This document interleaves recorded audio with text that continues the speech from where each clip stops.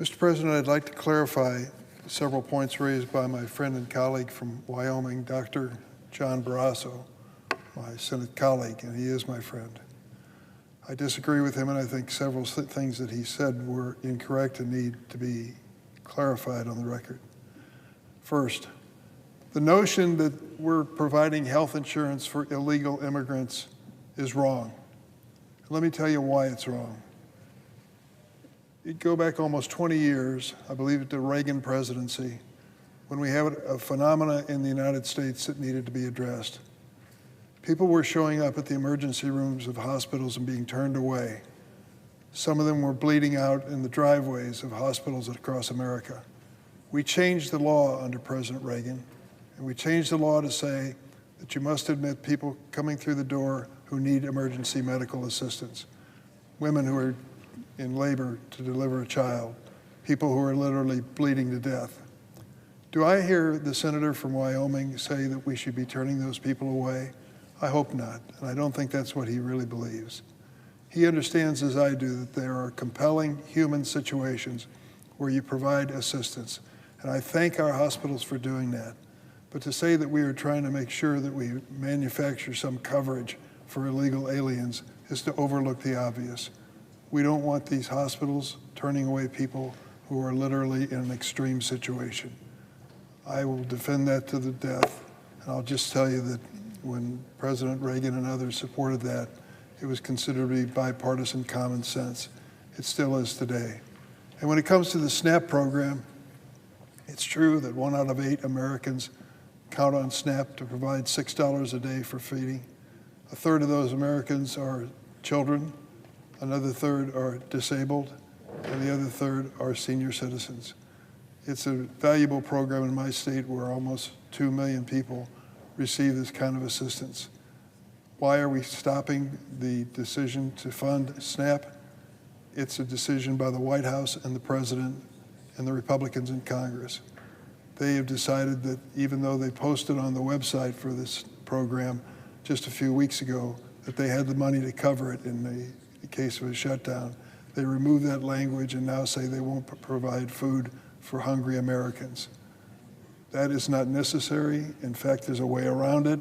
It's been used before by this president and others in a shutdown and crisis situation, and it should be used again.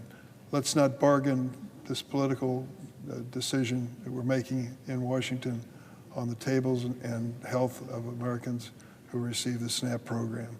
Now let me say a word about the core issue that's at stake here. We have a problem we face that we need to correct, and needed to correct it now, because the decision was made in the big, beautiful Trump budget bill not to provide tax credits to millions of Americans who qualify under the Affordable Care Act. Many of them are seeing increased health insurance premiums they never anticipated. Let me give you an example. In my state of Illinois, Cook County is the largest county, includes the city of Chicago. The average monthly premium under the Affordable Care Act now is $226, $226 a month. The projected increase, because the Republicans' big, beautiful bill, goes from $226 a month to $441 a month. In other words, about $2,500 the individual will be paying for health insurance over and above what they pay this year. That's an increase of 95%. How is this affecting other states?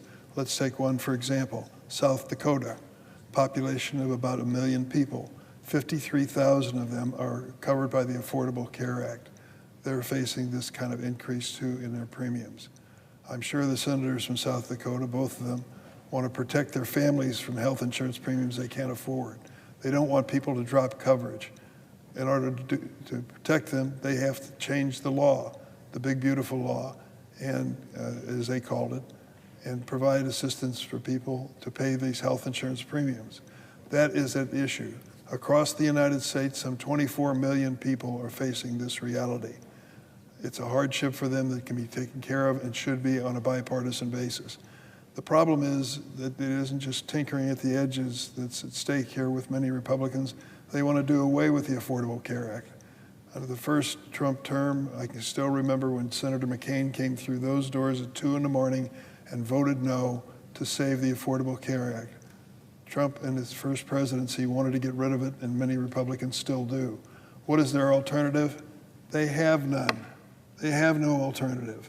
They just are angry over this notion of Obamacare and want to see some other approach to it, but can't put it on paper because it won't do the basics that the Obamacare has done, which provides health insurance across the board to more Americans than ever in our history. So here's the bottom line. We can take care of the issues that face us, the government shutdown, as well as making sure that the Affordable Care Act premiums don't go through the roof on a bipartisan basis if people of goodwill will agree to do that. We've spent now a month or longer at this impasse, and it's time to break it. Let's reach an agreement that provides for health insurance premiums that are affordable. Let's reopen this government, and let's do it sooner rather than later. As I've said repeatedly, there are plenty of tables in this building. Let's sit at that table as soon as the president returns with the president. Let's have the House of Representatives in their vacation, 6-week vacation, come back to Washington and do the business of the people in that chamber as well. And let's put our leaders at the table as well. This can be done and should be done quickly. As soon as the president returns from his overseas trip and the House of Republicans can reconvene, which could be tomorrow, let's get down to business to do that.